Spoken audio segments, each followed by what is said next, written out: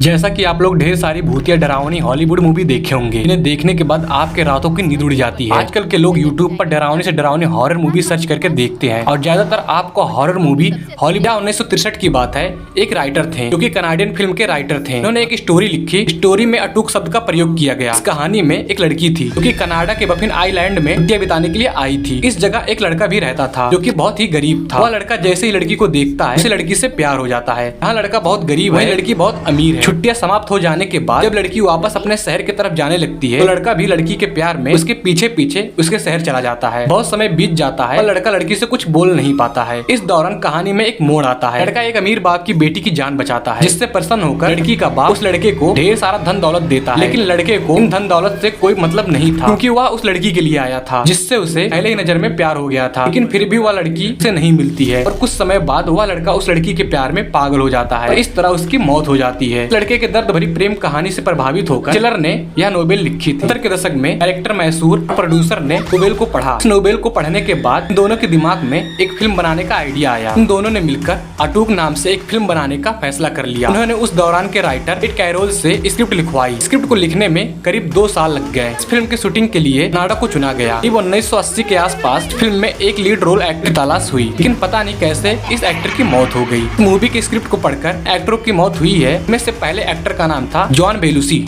1982 ईस्वी में script John बेलुसी को पढ़ने के लिए दिया गया था, क्योंकि जॉन बेलुसी अटूक मूवी के पहले एक्टर थे। उन्हें इस फिल्म के लीड रोल के लिए चुना गया था। कहते हैं कि ये स्क्रिप्ट जॉन बेलुसी को बहुत पसंद आया था। लेकिन कुछ महीने के बाद 5 मार्च को वह हॉस्टल रूम के अंदर मरे हुए पाए गए। बेलुसी की मौत हुई। अटूक फिल्म की स्क्रिप्ट के टेबल पर रखी हुई थी, लेकिन बाद में उनके मौत की वजह कुछ और निकला। जब फॉरेंसिक जांच हुआ तो पता चला कि किसी ने कोकीन और हेरोइन का ओवरडोज दिया था, जिससे बेलुसी की मौत हुई। बेलुसी की मौत के बाद स्क्रिप्ट 4 साल तक लटक गई। फिर 4 साल बाद फिल्म को बनाने के लिए फिल्म मेकर तैयार हुए। 1986 में अब की बार इस फिल्म में स्टैंड अप कॉमेडियन सैम किम्सन को फिल्म में लीड रोल मिला। लेकिन जब 1988 में फिल्म का प्रोडक्शन शुरू किया गया तो सैम किम्सन ने एक शर्त रखी कि स्क्रिप्ट में कुछ उनके हिसाब से बदलाव किया जाए, तभी वे इस फिल्म में काम करेंगे। लेकिन मेकर्स ने उनकी बातों को नहीं माने और फिर ये फिल्म बनने से अटक गई। ये स्क्रिप्ट करीब 1992 ईस्वी तक लटकी रही। सैमकिन ने बताया कि उन्होंने ये फिल्म करने से इनकार नहीं किया था, बल्कि फिल्म मेकर ने मुझे इस फिल्म से हटाकर दूसरे एक्टर को लेना चाहते थे। लेकिन बाद में फिल्म मेकर्स ने सैम किम्सन को ही लेकर फिल्म को बनाने के लिए तैयार हो गए। लेकिन इसी बीच सैम और उनकी पत्नी कार से कहीं जा रहे थे, तभी उनके कार को